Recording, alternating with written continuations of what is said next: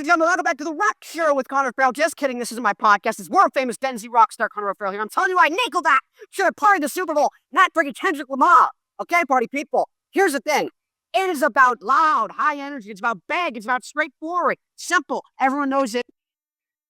I couldn't get it as a wise man. Couldn't get it as a poor man still. Too lonely little blind man. That is something that everyone knows. It's down in their soul. It's simple. It's not complicated. This isn't rap versus rock. If you want to do that, rock wins anyways. 48% of Americans, rock is one of their favorite genres. One of. Rap, on the other hand, 30% of Americans, it's one of their favorite genres. So here's rock, here's rap. Shocker. But anyways, but here's the thing. It's about big. It's about high energy. It's about everyone knows it. It's about simple. Okay, it's not about using a thesaurus to understand what Kendrick Lamar is saying. Okay, party people? Whoa, look at you, Pumaholics. I know you're watching. You came from the last video. Anyways, guys, this is why. Because Dr. Dre, Eminem, okay, 50 Cent, these people, high energy, big songs, simple. That they have some. They have other songs that are more sophisticated, but they have a lot of big hits that are high energy that everyone's going to know, okay? They should play. Frank Zappa, that's a rock artist. Zappa, yes, another rock band. Animals is leaders in the rock band. They're very technical and sophisticated. They should not play the Super Bowl. So it doesn't just mean because rock's bigger that rap's irrelevant. It's not.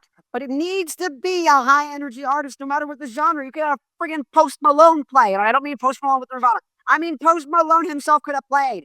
And it still would be important that it's high energy and big. And not like I need to have a friggin' literature course as a freshman in college to understand what Kendrick the freaking Lamar is saying. Anyways, ladies and gentlemen, you're thinking, what is this Canadian band doing, okay, playing at our American Super Bowl? But here's the thing.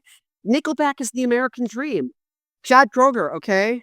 We all just want to be a big rock star living here out of little girl, kick out in a girls come cheap. So here's the thing. Big, loud, simple, universal, not sophisticated and nuanced.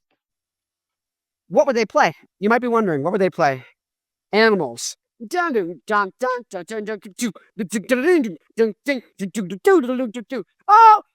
gonna quit. Yeah. But no.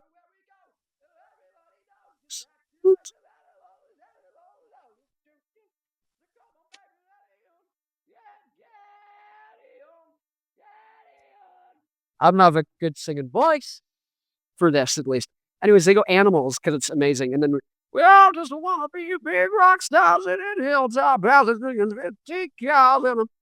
drinking 15 cars. But no, you go Animals, then you go Rockstar, and then you go, this is how you remind me of what I really am. It's kind of like you say sorry. Different story. Dude, it would be killer. It'd be killer. Anyways, my name, Connor O'Farrell, world famous Gen Z rock star, but you already know that. I'm famous. Oh, it's my band, Black Licorice. You already know this, but this is down the drain. You already know that.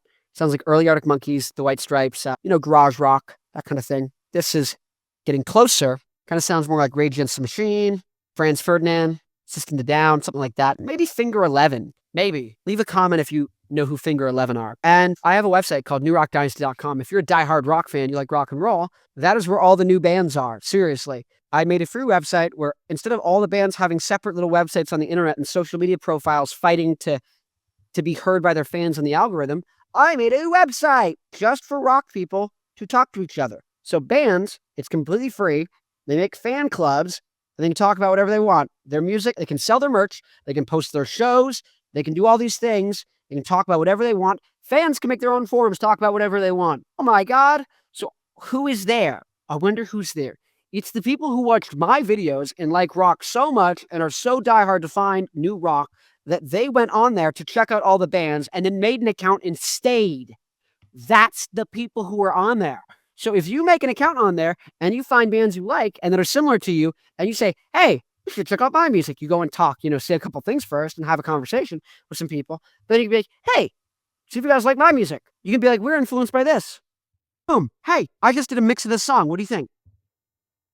Boom. Oh, whatever. You know what I mean? Like, go on there. That's how you're going to find fans. Anyways, but if you want to find new music and you're a fan, go on there as well. Because the bands who are making music who are so dedicated, they're like, I'm going to make a freaking account on this website. I don't care. I'm going to talk to everyone on this website because these are the diehard people. Those are the people who are going to make music. And even if they're just starting out and it's not like the production or whatever isn't there where you want it to be, they're the people who are going to get the production there and going to get the songwriting even better because they're the ones who care the most. Okay? If you're a band, all it takes is 1,000 fans on NewRockDynasty.com spending $100, whether it's on merch or tickets throughout the course of 360 days. That's whatever, 30 cents a day on just random stuff from your band, and you make $100,000 a year if 1,000 people spend $100 in your band. So if you care about bringing back rock, Rick Beato doesn't, Fantano doesn't. They say they do, but they don't actually do anything.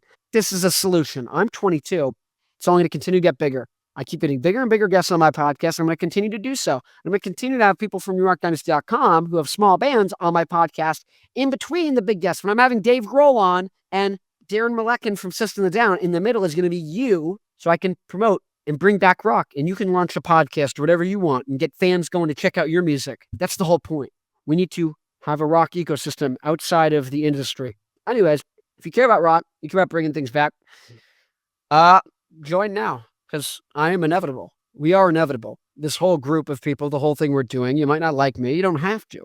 It's strictly the right thing to do, and it will be done. I am doing it, and I will continue to do it.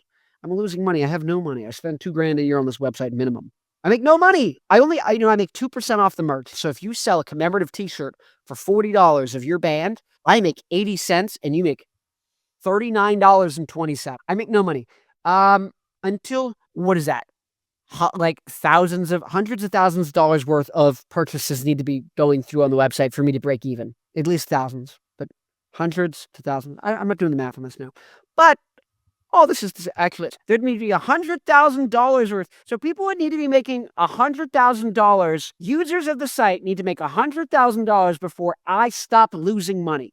People on the site need to make $100,000 before I stop losing money. That is how much I care about rock. And I want people to stop losing. I want to stop losing money. Do I not? Of course I want to stop losing money, which means I want you and fans to spend at least $100,000 a year on the site.